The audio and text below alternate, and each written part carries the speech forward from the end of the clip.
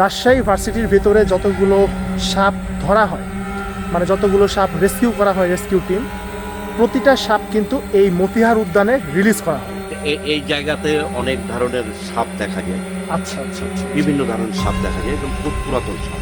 সন্ধ্যার পরে এটা কখনোই মানে সেফ জায়গা না। এটা সন্ধ্যার পরে যে কোনো সময় একটা দুর্ঘটনা ঘটতে পারে, কারণ চতুর্সাইড দিয়ে লোক ঢুকতে পারে। আসসালামু আলাইকুম, আশা করি সবাই ভালো আছেন। আজকে আমি যে জায়গাটাতে যাচ্ছি এটা আপনারা হয়তো ভিডিওর টাইটেল এবং থাম্বনেইল দেখেই বুঝে গিয়েছেন। ইয়েস, আমি যাচ্ছি রাজশাহী বিশ্ববিদ্যালয়ের মতিহার উদ্যানে। এই জায়গাটা কিন্তু মোটামুটি একটা বলতে পারেন একটা রিস্কি জায়গা, কারণ এখানে একা কেউ যায় না এইভাবে, আর নিরিবিলি একদমই নির্জন একটা জায়গা। তো আমি এটা একটু ফাইন্ড করেছিলাম, তবে এই জায়গাটা কোনো ভাইরাল স্পট না। তবে আমি যেতে চাচ্ছি এবং যে দেখি যে ওই জায়গাটা আসলে বনাঞ্চল বা ফরেস্ট এই টাইপের ব্যাপারগুলো কেমন বা আসলেই কতটা ভৌতিক, এবং আপনাদেরকে জিনিসটা আমি লাইভ দেখাবো। সো বেশি দেরি কেন, চলেন যাওয়া যাক। অলরেডি সাইকেল নিয়ে বের হয়ে গেলাম। এখান থেকে যাচ্ছি, এখান থেকে 5.5 কিলো রাস্তা, আর এখান থেকে 4.8 কিলো রাস্তা। অলরেডি আমি এটা আমার গুগল ম্যাপে নেভিগেট করে ফেলেছি। ম্যাপটা দেখে এখন যাব। সবসময় চেষ্টা করি যে নতুন কোনো ইউনিক প্লেসের সন্ধান করা, ইউনিক কোনো স্পটের সন্ধান করা, বা ইউনিক কোনো জায়গার সন্ধান করা। তো এবার যেখানে যাচ্ছি এটা মোটামুটি একটা ইউনিক প্লেস। ওকে, মোটামুটি একটা ইউনিক প্লেস। অনেকেই জানে, আবার অনেকেই এই প্লেসটা চেনে না। যারা রাজশাহীতে থাকে তারাও অনেকে এই প্লেসটা চেনে না। এছাড়াও আরও যত যত ইউনিক প্লেস আছে আমি ইনশাল্লাহ ধীরে ধীরে ফাইন্ড করব, আর আপনাদেরকে জানানোর চেষ্টা করব, যাতে করে আপনারা এসে সেই জায়গা থেকে ঘুরে যেতে পারেন। তো চলেন যাই। এটা হলো রাজশাহী বিশ্ববিদ্যালয়, আর রাজশাহী বিশ্ববিদ্যালয় এখান থেকে আমার এখনো আরও 2 কিলো রাস্তা দেখাচ্ছে। তো আমাকে এখন 2 কিলো কন্টিনিউ করতে হবে।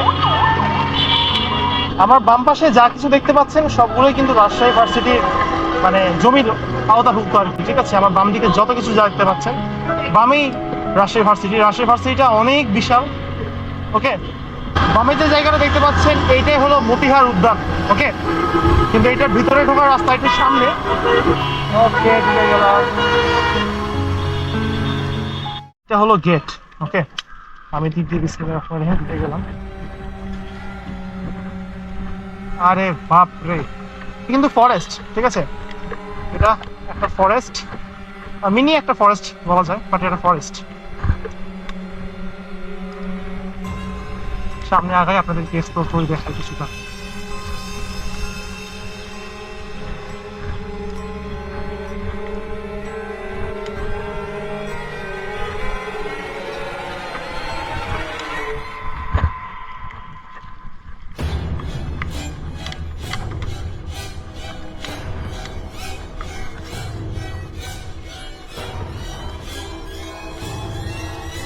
ওকে, ক্যামেরাটা আমি অন করে রাখি, ক্যামেরাটা অফ না করি।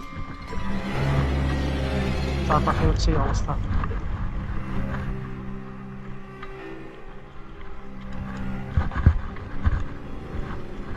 বাপ রে বাপ,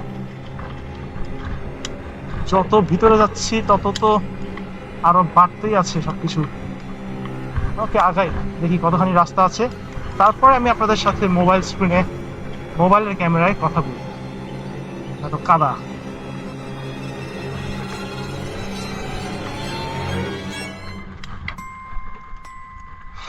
বেশ জঙ্গল, বেশ জঙ্গল, গহীন জঙ্গল, নির্জন।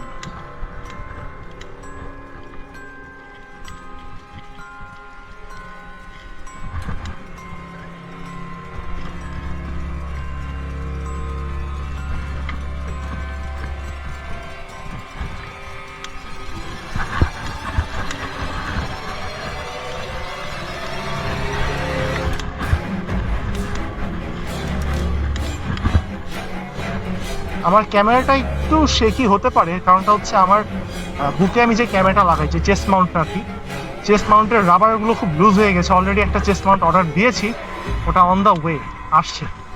হ্যাঁ, সো আমি একটু লুজ হইতে পারে। আরে বাপরে, যত ভিতরে ঢুকি তত আরো জঙ্গল বাড়তেই আছে।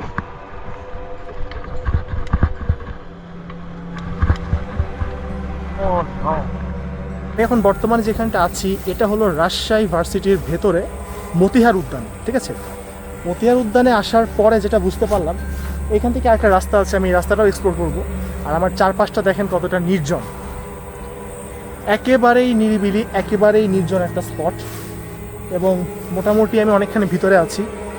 আর আরেকটা আপনাদেরকে তথ্য দেই, সেটা হচ্ছে মতিহার উদ্যানে যদি আপনারা আসেন, আমি যে তথ্যটা জানতে পারলাম, রাজশাহী ভার্সিটির ভেতরে যতগুলো সাপ ধরা হয়, মানে যতগুলো সাপ রেস্কিউ করা হয় রেস্কিউ টিম, প্রতিটা সাপ কিন্তু এই মতিহার উদ্যানে রিলিজ করা হয়।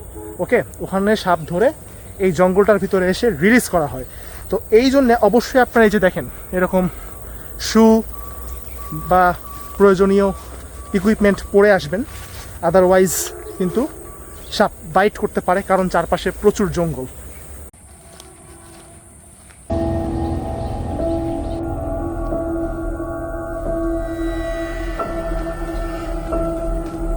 জিনিস আছে যেগুলো প্রকৃতির সাথে একা সময় কাটাতে হয়, কিছু জিনিস আছে নিজেকে একা ভালো লাগাতে হয়। তার মধ্যে হচ্ছে এই জায়গাটা। এই জায়গাটা আপনি যদি একা আসেন তাহলে ফিল করতে পারবেন আপনি মানুষ ছাড়া কতটা অসহায়, বা আশেপাশে কেউ না থাকলে আপনি কতটা অসহায়, বিষয়টা আপনি এখানে আসলে ফিল করতে পারবেন। আমি একটু যদি ব্যাক ক্যামেরাটা অন করি, দেখেন দৃশ্যটা দেখেন, গাছের পাতাগুলো বাতাসে উড়ে যাচ্ছে, কত সুন্দর একটা ভালো লাগা। হ্যাঁ, অলরেডি আকাশে কিন্তু মেঘ, মোটামুটি একটা ঝড়ো বাতাস শুরু হয়েছে। ওকে, আমি তো এই সাইডটা তো আসলাম, এবার আমি একটু ওই সাইডটা যাই, যে সাইড দিয়ে প্রথমে ঢুকেছিলাম।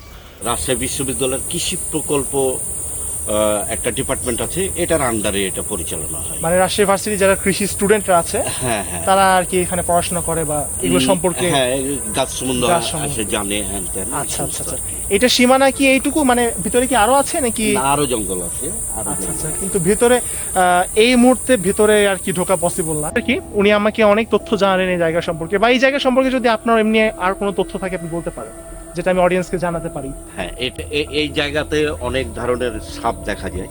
আচ্ছা আচ্ছা আচ্ছা, বিভিন্ন ধরনের সাপ দেখা যায় এবং খুব পুরাতন সাপ, আচ্ছা, বিষধর সাপ নিশ্চয়ই। বিষধর সাপ। আচ্ছা তারপরে আপনার ওই শিয়াল প্রচুর। আচ্ছা আচ্ছা আচ্ছা, তারপরে আপনার ওই যে সাপ বলে, ওই যে গুহি সাপ, গুই যেটা সাপ। কুমিরের মতো, আচ্ছা আচ্ছা, ওগুলো দেখা যায়।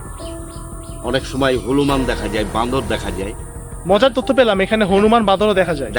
কিন্তু এগুলা এখানে সার্ভিস করে না, হয়তো থাকলো, হয়তো ফল গবেষণায় চলে গেল বা ধান গবেষণায় চলে গেল, ওরা মানে নিজেদের মতো ঘোরাফেরা করে চলে হ্যাঁ যায়। হ্যাঁ চলে যায়। তো এই জঙ্গলে নরমালি কিন্তু অনেক কিছু দেখা যায়, যেটা আপনি তথ্যটা আপনাদেরকে জানাতে পারলাম, ভাইকে ধন্যবাদ। আর এই যে গাছগুলো দেখতে পাচ্ছেন, এই যে গাছগুলো, এই গাছগুলো কিন্তু বেশ প্রাচীন।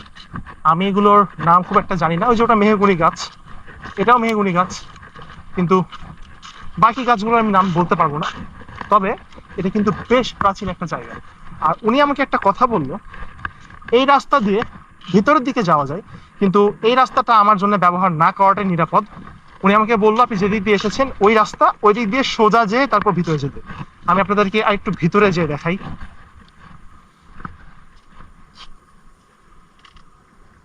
আসলে প্রকৃতি এমন একটা জিনিস না, আপনাকে কোথায় কখন নিয়ে যাবে আপনি নিজেও জানেন না। ওকে, বৃষ্টি হয়েছে, কাদাগুলো লেগে আছে, এর উপর দিয়ে সাইকেলের চাকা পড়লে অনেক সময় স্কিড করে। এদিকে আর তেমন রাস্তা নাই, ওইখানে রাস্তা শেষ, বোঝাই যাচ্ছে একটা আম গাছ, রাস্তা শেষ। এইটা হলো আরেকটা ফরেস্ট, মানে ওই যে বললাম না, যত দূর আপনি যাবেন তত দূর ফরেস্ট আর ফরেস্ট পাবেন।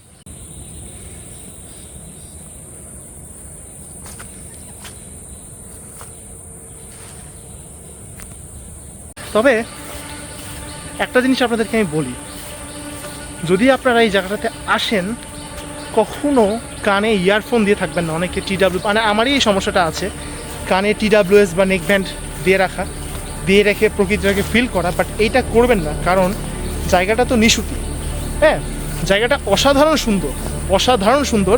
যদি আপনারা একদম রোদের মধ্যে আসতে পারেন, তো ফিল করার টাইমে পিছন থেকে আপনাকে কেউ আঘাত করতে পারে, আপনি বুঝতে পারবেন না। ওকে, সো এইরকম জায়গাগুলোতে যখন আসবেন, তখন কখনোই কানে ইয়ারফোন ইউজ করবেন না, যেখানে মানুষজন কম, লোকালয় কম। ভালোই লাগে এরকম জঙ্গলের মধ্যে দিয়ে রাইড করতে। হ্যাঁ, মানে মনে হয় একটা অ্যামাজন ফিল তো অবশ্যই, আর অসাধারণ লাগে। এই রাস্তাটা বললো এই দিক দিয়ে যে বাম দিকে যাওয়ার একটা রাস্তা আছে, যেটা ফরেস্টে ঢোকার দ্বিতীয় রাস্তা। হ্যাঁ, ওদিক দিয়েও যাওয়া যাবে, কিন্তু যাওয়াটা সেফ না। সো আমি আরেকটা রাস্তায় অনুসরণ করছি। এই যে দেখেন, এই যে বামে এটাই হচ্ছে ফরেস্ট, এটাই ফরেস্ট কিছু। আচ্ছা এইটা হচ্ছে সেকেন্ড গেট না? ওকে, ঢুকে গেলাম। প্রথমে এই জিনিসটা ভালো লাগলো না, এই জিনিসটা এই গেটে ঢুকে প্রথমে ভালো লাগলো না, কারণ এরকম সুন্দর একটা জায়গাতে যদি আপনি প্রথমেই ঢোকেন এই জিনিসটা আপনার ইমপ্রেশন নষ্ট করে দিবে, সেই জায়গাটা যতই ভালো হোক না কেন। তো এই জায়গাটা, এখানে যে অথরিটি আছে তার কাছে আমার অনুরোধ ক্লিন করা, পরে অন্য কোনো সাইডে নিয়ে যাওয়া। যেটায় ঢুকেছিলাম ওটাতে মানুষজন কম যাওয়া আসা করলেও এটাতে মানুষজন মোটামুটি ভালোই যাওয়া আসা করে, সেটা রাস্তা দেখে বোঝা যাচ্ছে। রাস্তাতে কোনো ঘাস নেই, কিছু নেই, বা আকাশটা বেশ সুন্দর। এইখানে মানুষজন বেশ ভালোই যাওয়া আসা করে, এই যে ফটো সেশন করছে। তো আপনারা যদি আসেন, আপনারা এই স্পটগুলোতে আসবেন, ওইদিকে না যাওয়াটাই ভালো। আপনারা এই জায়গাগুলোতে আসবেন, ছবি তুলবেন, ভালো লাগবে। চলে আসলাম রাজশাহী বিশ্ববিদ্যালয়ে, মোটামুটি এটা লোকালয় সীমানার মধ্যে। আর আমার পিছিয়ে হলো বিজনেস অ্যাডমিনিস্ট্রেশন ডিপার্টমেন্ট। ওকে, এই তো। আর রাস্তা ধরে সোজা চলে গেলে ওইদিকে চলে যেতে পারবেন আপনি। তো আমার টার্গেট ছিল আপনাদেরকে মেইন ফরেস্টটা দেখানো। আই গেস আমি দেখাতে পেরেছি। এখানে কি চলছে? পিকনিক পিকনিক হচ্ছে মেবি। আরেকটা প্রশ্ন আমি করবো, সেটা হচ্ছে জায়গাটা কিন্তু বেশ নির্জন। হ্যাঁ, একদমই কিন্তু নির্জন। একেবারে। আমি ভিতর পর্যন্ত গেলাম। হ্যাঁ। তো এই জায়গাটা সন্ধ্যার পরে আসা বা এরকম বিকাল টাইমে পরে আসা কতটা আপনি নিরাপদ বলে মনে করেন? সন্ধ্যার পরে এটা কখনোই মানে সেফ জায়গা না। এটা আচ্ছা। সন্ধ্যার পরে যে কোনো সময় একটা দুর্ঘটনা ঘটতেই পারে, ঘটতেই কারণ চতুর্থ দিয়ে লোক ঢুকতে পারে, Exactly. ওটাই সেফ। সো আপনারা চেষ্টা করবেন যদি পারেন বিকালের মধ্যে এসে এরকম টাইমে এসে ঘুরে যে এরকম টাইমের মধ্যেই ব্যাক দেওয়ার। জি, কিন্তু সন্ধ্যার পরে জায়গাটাতে আসবেন না, খুব একটা নিরাপদ না, কারণ এই যে প্রথমেই বললাম নির্জন জায়গা আর নিরিবিলি। তবে যদি আপনারা এই জায়গাটাতে আসেন ঘুরতে পারবেন, অনেক ভালো লাগবে। হ্যাঁ। তো ভাইয়াকে অসংখ্য ধন্যবাদ। ভাই আপনার নামটা? আমার নাম মোহাম্মদ আহসান আলী। ভাইয়ের নাম Mohammad Ahsan Ali. Thank you so much. আর এরকম ইউনিক ভিডিও পেতে অবশ্যই পেজ বা চ্যানেলের সাথে থাকুন। সো আমি আজকের মতো বিদায় নিলাম। আমি আল্লাহ হাফেজ, আসসালামু আলাইকুম।